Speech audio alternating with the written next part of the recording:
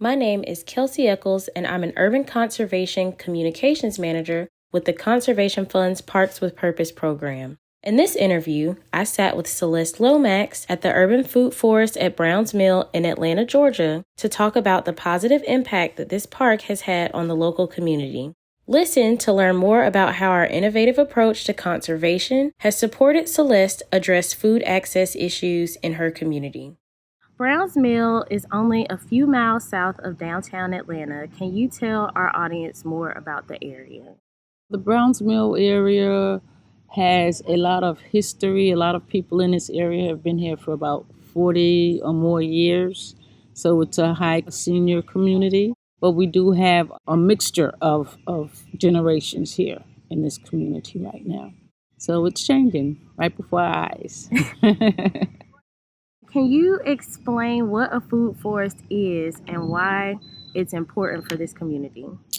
Okay, so we are kind of in a food desert. Well, not anymore. We were before this was put here. And it is 7 layers of growing great food, herbs, nut trees.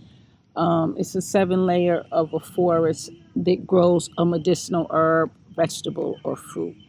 So as we go out, we have the 7 layers would be the nut trees. Then you will have your apple trees. Then you would have your shrubs and your berries. And after that, you have your ground cover, which would be your crawling thyme, and your root vegetables, which would be your potatoes and your carrots. Then you would have your muscadines and tomatoes and things that grow up. So it's just 7 different layers of agriculture and goodness. The concept of a food forest is a radically compassionate idea. What kind of response have you seen to the food forest?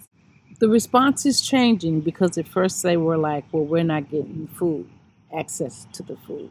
We are now growing so many more pounds of food that we're able to feed a lot more. I mean, there's a little bit of space here, but the food is in abundance.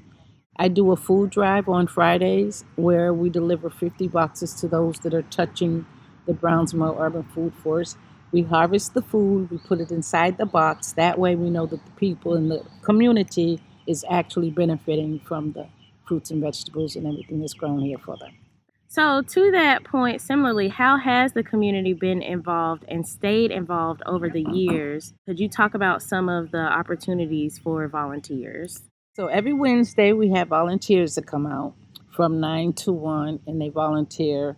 Whatever we need to do, we give them projects, we supply the tools, the gloves, we give them projects, we lead and guide them, and we also keep the community involved by having our afternoon yoga programs, and then they're done up under the pecan tree on the outside in the weather. So that's working great. We have sound healing that goes with the yoga program. So that's working great. And we have a children's program that we're working on, getting the children involved into growing, getting them their own tools and their own little shirts and their own little instructions and little books on how to garden. That's our main focus right now is the children, giving them something to do and some resources. And that's the Grow to Glow Yes. program? Okay. Yeah. So, can you tell us more about the number and types of plants that you can find in the food forest? Oh my gosh, we have over 600 or 700 different medicinal herbs, plants, berries, nuts, fruits, trees. Now, all of those things are not bearing fruit because they're young trees. It'll be a few more years actually before they stop producing.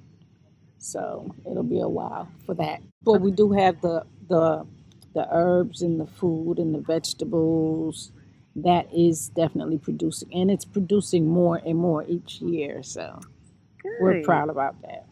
So, when did you get involved with the food forest, and why are you passionate about this project? Like, what makes this so special to you? Oh, okay. So I live right around the corner. I'm blessed to have transportation, but there's a lot of people in this community that don't have access to fresh fruits and organic food.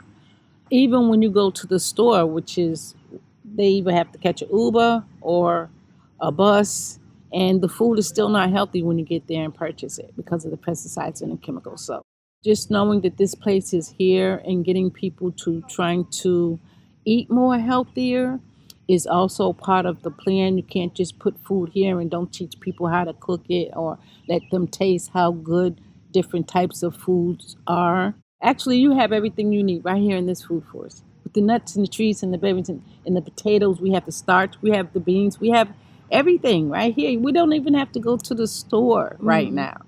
And that's amazing to be self-sufficient and be able to teach the kids. Like we had 18 kids out here last week. We teach them the pollination and the bees and about the bats and how all the diversity of all of these different ecosystems are right here free of charge right here in this space. So it's an educational space too.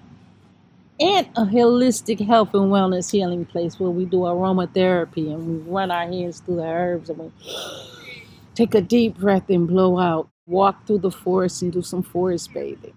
What do you hope people take away from your work kind of now and then 200 years from now when the food forest is Atlanta's food metropolis? What legacy do you hope to leave behind?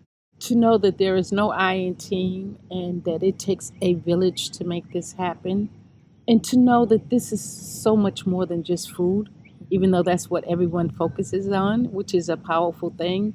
But I think healing ourselves holistically inside and out is also just as important as in growing this food. Because what's the sense in growing the food if you don't know that your food is your medicine and this is how we heal our bodies? We want to be able to educate and teach people how to grow their own and how to become self-sufficient. That's beautiful. So, kind of switching gears, when people usually hear the word conservation, they think about big national parks and protecting large areas of land and the Grand Canyon and all that kind of stuff. So, why do you think conservation in urban city areas is so important? I don't even think you all realize what you all were doing when you purchased this property. I don't know if you really understood the magnitude of how this space is going to change lives holistically for generations and generations to come. Because I think this thing is bigger than you all. It's bigger than me. It's bigger than us. It's all these partners together. This thing is so much bigger than what we ever would have imagined. So I do thank you all for coming into the urban spaces and turning these spaces into green spaces where we can sustainably grow and learn and educate. So, similar to that point, what do you think conservation organizations can learn from this work? And how can we, because we're not perfect, how can we improve our partnerships with communities? Maybe more diversity, equity programs to financially fund programs that you know will benefit the area. Because if you have you have all this stuff, but you have no resources. A lot of people don't have transportation. A lot of people don't have the money for the programs it takes to get the materials to teach the programs, and then to think that it's just solely going to be ran on volunteers is also unrealistic.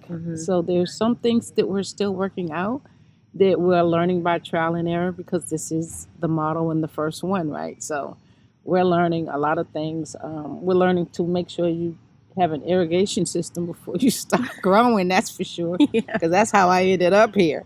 I came by the space and things were in the ground and they were dying. They had medicinal herbs, patchouli, coriander. They had all of this cilantro and all of this stuff here. And I'm like, who's watering this? And she's like, it doesn't look like anybody. So I just started watering and I've been stuck like Chuck ever since. So. And we're all grateful that you continue to stay with the food forest. I know I am. It has had its challenges, but you know the greatness of seeing what's in this space right now and how it's being utilized definitely outweighs any challenge that I had to go through. The last question that I've got is, how has your partnership with the Conservation Fund been different from partnerships that you had with other environmental organizations? A lot of them are no longer involved, and we still hanging in there. Yes, y'all blessed me with the herbal class, so you all are still supporting in spite of, even though we're far. Sending cyber hugs Yeah. and love. Appreciate all of you all. So. Thank you. Absolutely. And then just if there's anything else that you think I should know or anything else that you want to say about the food forest. No, it's just 7 layers of greatness, rich greatness.